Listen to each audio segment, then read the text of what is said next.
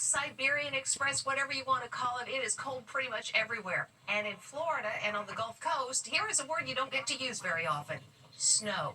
Lestrat reports. What's all this white stuff falling from the sky? I never thought we would see the day where it would snow and dust in Florida. Yeah, it is snowing in the state of Florida. So I finally got in my car.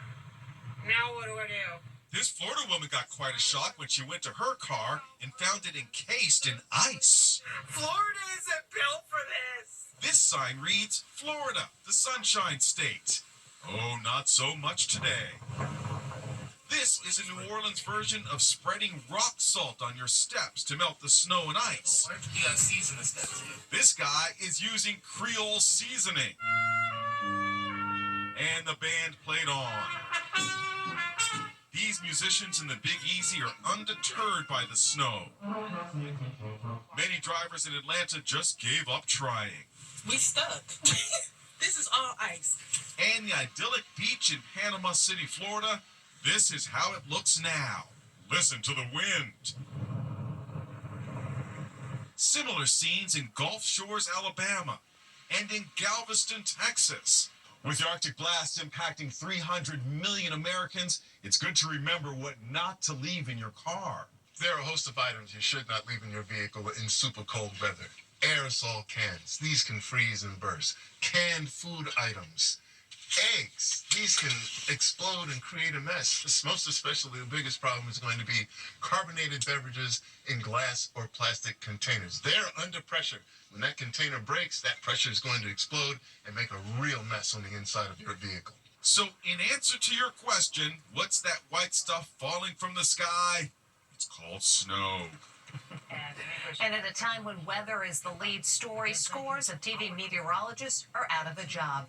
100 of them who work for the same station group were all fired yesterday. They'll be replaced by forecasters from the Weather Channel. They didn't get much notice, and their sadness about the move was on full display. Weather forecasters around the USA aren't just warning about cold fronts today. 100 of them are saying goodbye after getting fired.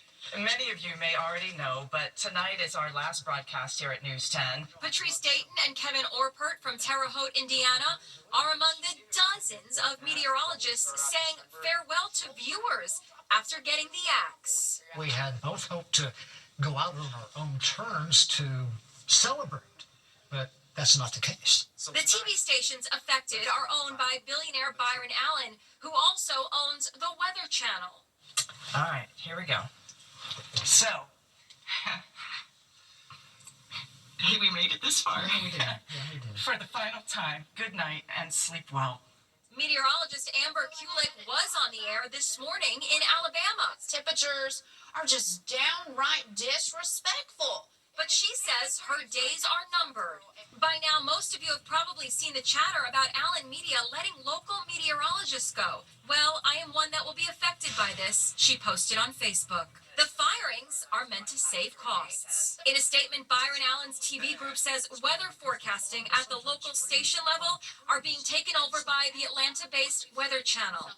The new format will improve reporting capabilities, especially in high-stakes weather situations, and will ensure the most accurate, timely, and engaging forecasts for communities across the country. For the final time, good night and sleep well. And out west, just as those California wildfires were getting contained, a new fire broke out. This was the panic scene at a high school as students ran to safety when they were told to evacuate. A new fire explodes today in Los Angeles County, prompting mandatory evacuation orders. These high school students flee Castaic High School after a fast-moving brush fire broke out, threatening the campus and the community 45 miles from downtown L.A. Comes as a shocking report claims that when deadly flames tore through Altadena 2 weeks ago, an entire neighborhood failed to receive immediate evacuation orders. Of the 17 people killed in Altadena, they all lived in blocks that did not get electronic evacuation orders until 3:25 a.m. and never received evacuation warnings. The 2-mile area is in a historically black neighborhood. Today, fury is growing among residents who say they were not given an evacuation order until 8 hours after the fire broke out. By then, they say it was too late for many. The victims included Grandma Dolise Curry. At age 95, she was still the life of the party. In her early years, she worked as an extra in the Ten Commandments. Her heartbroken granddaughter says she last saw her grandma at midnight, and neither had any idea that fire was exploding nearby. What haunts you about her final moments? I walked her to her door. We heard the wind, and she and I both looked at the wind, and it pushed us against the screen door. And she hurried up and got in her house. Her remains were found at her door. She got trapped.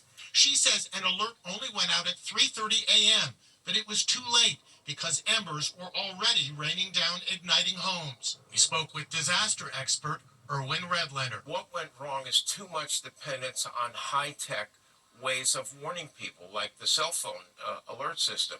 What we need is more low-tech solutions, like loud alarms in the community, people knocking on doors.